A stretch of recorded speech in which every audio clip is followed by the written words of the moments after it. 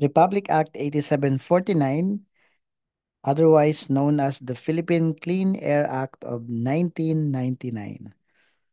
Ano po ang matututunan natin dito sa batas na ito? And as a pollution control officer or managing heads of establishments, ano po ang mga provisions na kailangan nating matutunan in performing our function as PCO and or managing head?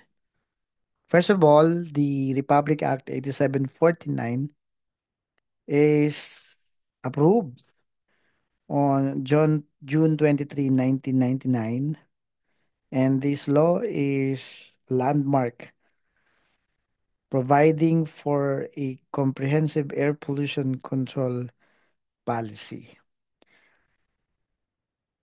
DAO 2000-81 is the implementing rules and regulations of the Republic Act 8749.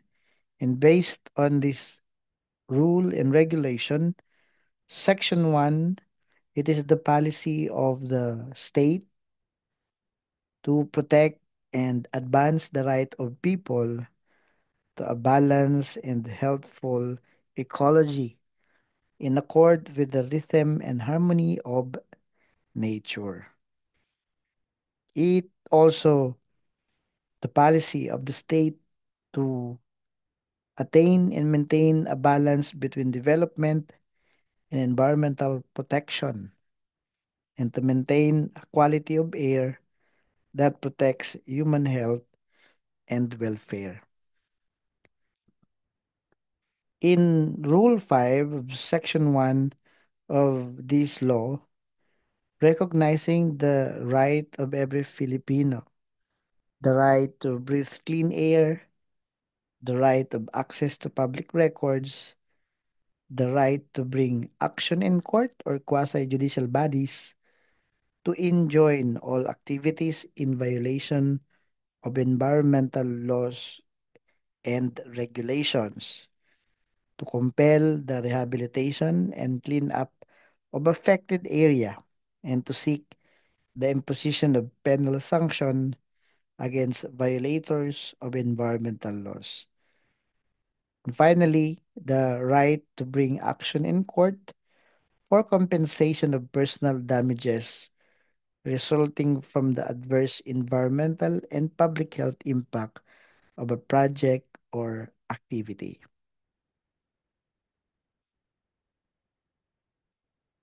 In Republic Act 8749, it defines installation as any structure, equipment, facility, or appurtenances thereto, operation of which may be a source of pollution or a means to control the same.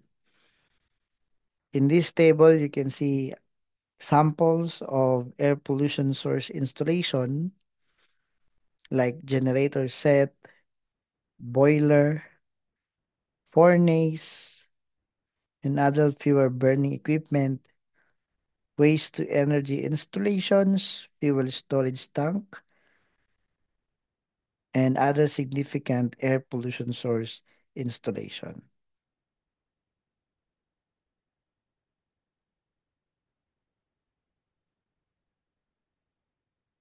Now, these air pollution source installation are sometimes required to have a pollution control devices attached to the air pollution source installation to control particulate emissions, control gaseous chemicals, contaminants from gas streams, including odorous substances. Example is the fabric filtration, including pulse jet and mechanical bag filter units to control particulate emissions, and biofiltration to control gaseous chemical contaminants. Air pollution control devices are mandatory for air pollution source installations emitting regulated air pollutants exceeding the standards set by DNR. In order to comply with the standards set by DNR, especially the National Emission Standard for source-specific air pollutants. An air pollution control device shall be connected to the air pollution source equipment to comply with this law.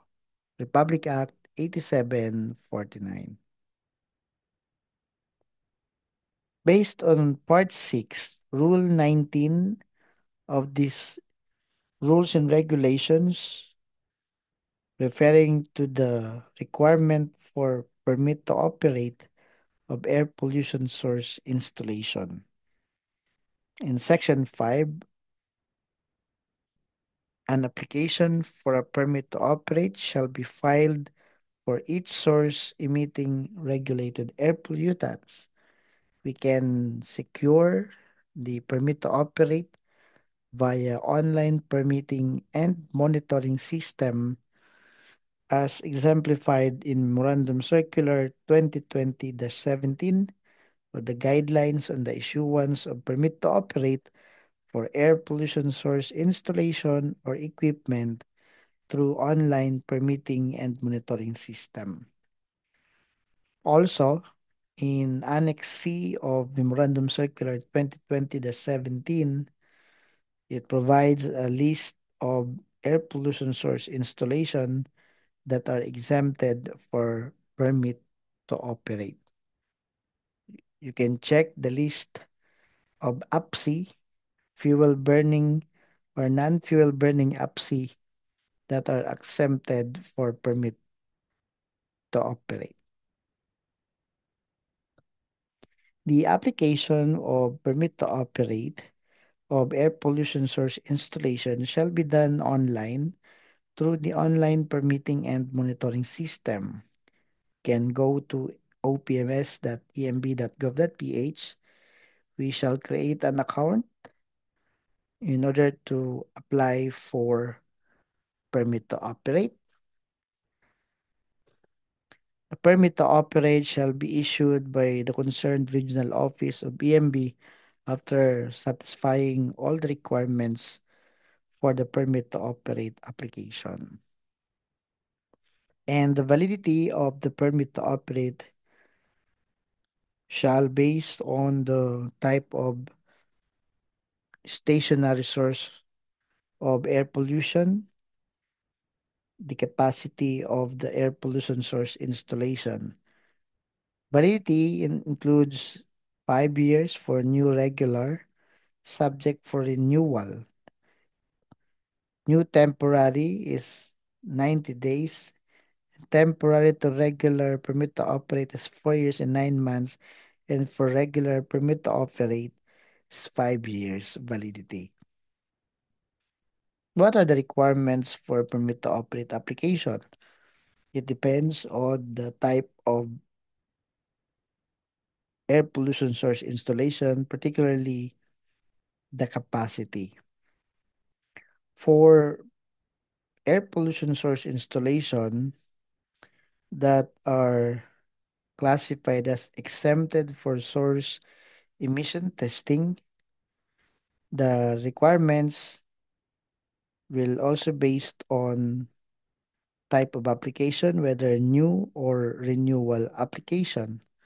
For the first time, notarized application form, picture or brochure, copy of the certificate of accreditation of the PCO, the copy of ECC or CNC, the copy of DTI registration certificate or equivalent, the copy of the environmental management plan, an emission estimate, and the official receipt of payment.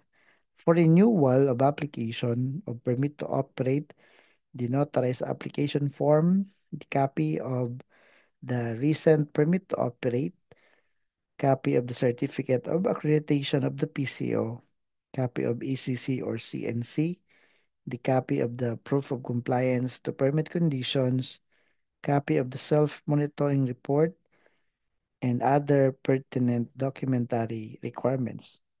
Also, the proof of payment to the application fees. For small, medium, and large size air pollution source installation, especially generator set, shall submit new application, the notarized application form, picture or brochure, the copy of the certificate of accreditation of PCO, copy of ECC and or CNC, the environmental management plan, engineer's report prepared by PCO and approved by the managing head, a drawing, plan, and layout duly certified or signed and sealed by a registered mechanical engineer or chemical engineer or any appropriate engineer or a combination of any of the two, and the copy of the official receipt of payment.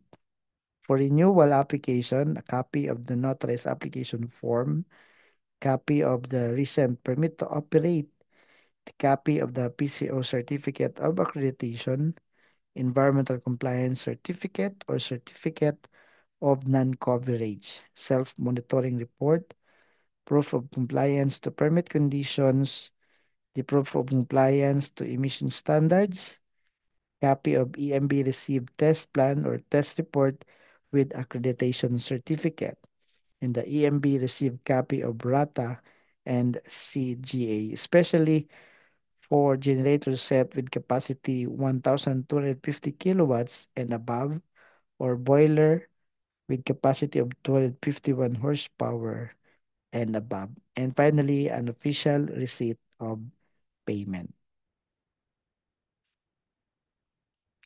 Now, the ambient air quality as defined in Rule 6, Section 1 of this Rules and Regulation is the atmosphere's average purity in a broad area as distinguished from discharge measurements taken at the source of pollution or the present characteristic or nature of the surrounding atmosphere. The ambient air quality is affected by the presence of air pollutants such as suspended particulate matter, sulfur dioxide, nitrogen dioxide, carbon monoxide, volatile organic compounds, and lead. That's why the law establishes the National Ambient Air Quality Guideline values. And these guideline values are the values or the standard values to be observed by the owner or the operator of project or establishment to maintain an air quality compliant with the standards set by DENR.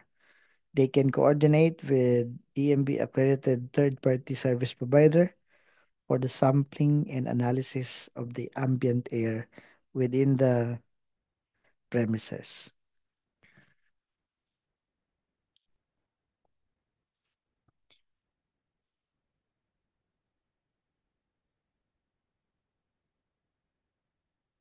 The ambient air quality within the project site or within the establishment or premises shall comply with the National Ambient Air Quality Guideline values set by DNR Environmental Management Bureau.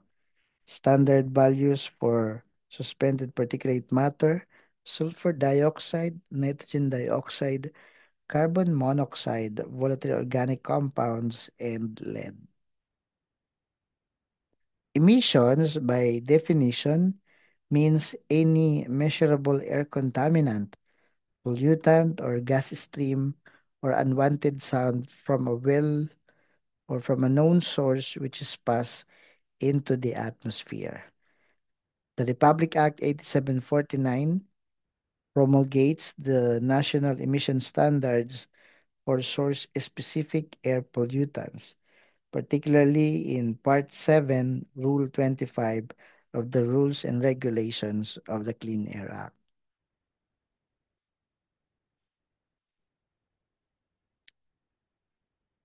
The national emission standards for source-specific air pollutants are the standards to be observed by the owners or operators of stationary source of air pollution.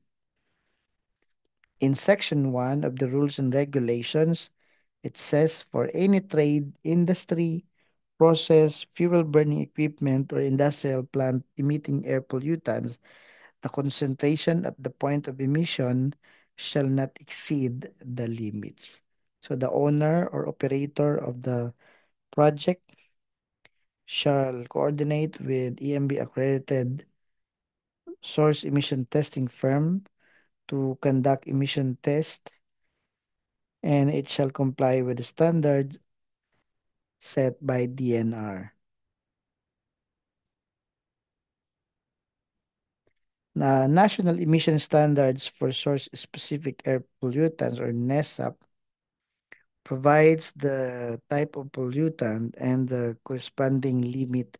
So, for example, for NOx as NO2 and carbon monoxide, a maximum permissible limit is established. Thus, when we have the emission testing, the certificate of analysis shall present lower values not exceeding the maximum permissible limits. And that means compliance with the standards set by DNR. The concentration at the point of emission shall not exceed the limit as specified in the National Emission Standard for source-specific air pollutants.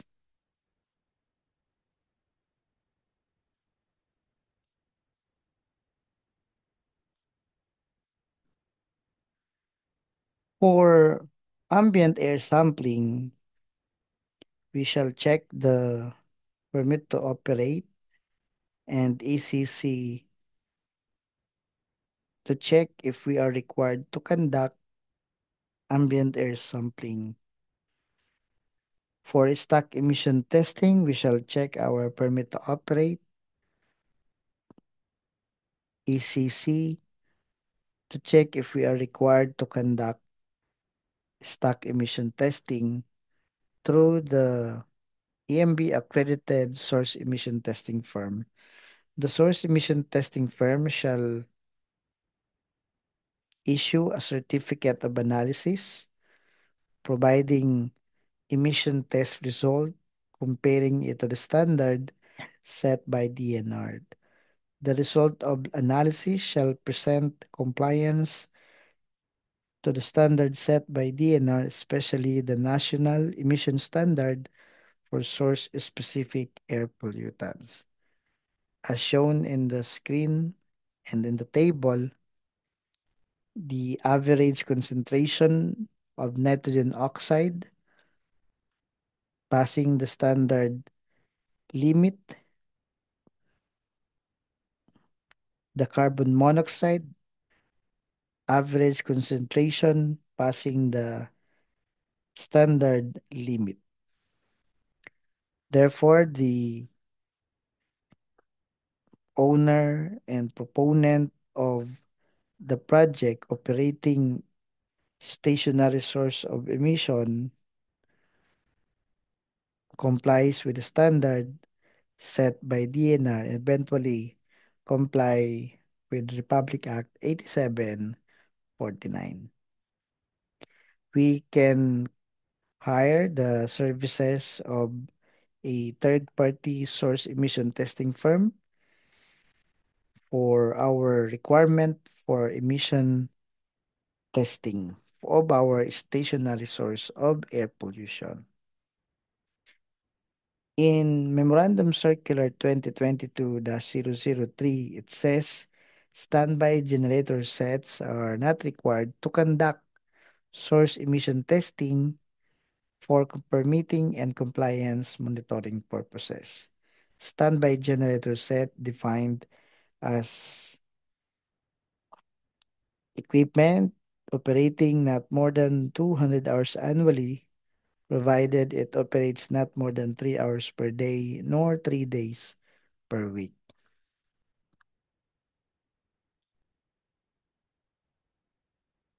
Now, for complete understanding of our permitting and testing requirement, generators set with capacity of 1 to 15 kilowatts are exempted for permit to operate. 16 kilowatts and above are required to secure permit to operate of the generator set. For emission testing, those generators set with capacity of 300 kilowatts and below are exempted for emission testing, but those generators set with capacity more than 300 kilowatts are required to conduct emission testing. However, based on Memorandum Circular 2022-03, standby generator sets, regardless of the capacity, are not required to conduct source emission testing for permitting and compliance monitoring purposes. If we are required to conduct emission testing, it shall based on the capacity of the generator set or boiler. For generator set with capacity of 301 to 599 kilowatts, the frequency of testing is biennial. For 600 to 1249 kilowatts capacity of generator set, the frequency of testing is annual. And for 1250 kilowatts and above capacity of generator set, the testing is semi-annual. So finally, we can summarize our requirement under RA 8749. If we are renting a commercial space or complex, we are mall tenant, we are interconnected to the building, we can be exempted for permit to operate. But those establishments that are standalone, we shall secure permit to operate if we operate such equipment like generator set, underground storage tank, boiler. We shall comply with the permitting and emission testing requirement per Republic Act 8749 and related issuances. Under Part 13, Rule 54 of DOW 2000-81, the Pollution Adjudication Board can impose a fine of not more than 100,000 for every day of violation against the owner or operator of a stationary source until such time that the standards have been complied with. So therefore, if we exceed the standard set by DNR, if we violate the standard for a stationary source, a fine of not more than 100,000 pesos for every day of violation. And fine and penalties for violating other provisions of Clean Air Act, a fine of not less than 10,000 pesos but not more than 100,000 pesos, or 6 years imprisonment, or both shall be imposed. If the offender is a juridical person, president, manager, directors, trustees, the pollution control officer, or officials directly in charge of the operations shall suffer the penalty herein provided. In PUB Resolution 2019-01, for permitting violations of Clean Air Act, and considering that a permit to operate has a validity of 5 years, a fine of 19,500 pesos shall be imposed for a 5-year violation by the establishment. So that is all about the Clean Air Act. And if you have more questions, you can type your question below. You're encouraged to ask question. If you want to know more about environmental compliance, environmental management. Please subscribe to this channel. Please share this video. Please like this video. Thank you very much for your time listening, and God bless us all.